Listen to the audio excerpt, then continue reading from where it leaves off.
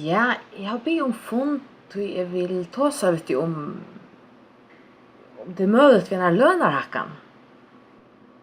Lønarhakkan? Ok. Hva tukser du? Jeg har vi også om det.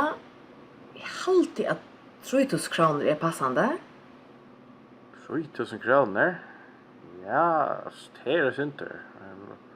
Hva gjør vi? 3000 kroner. Men, ok. Ja, det passer faktisk vel til det vi atla bruker på rampene til Pål. Det kunde ganska være en løsning.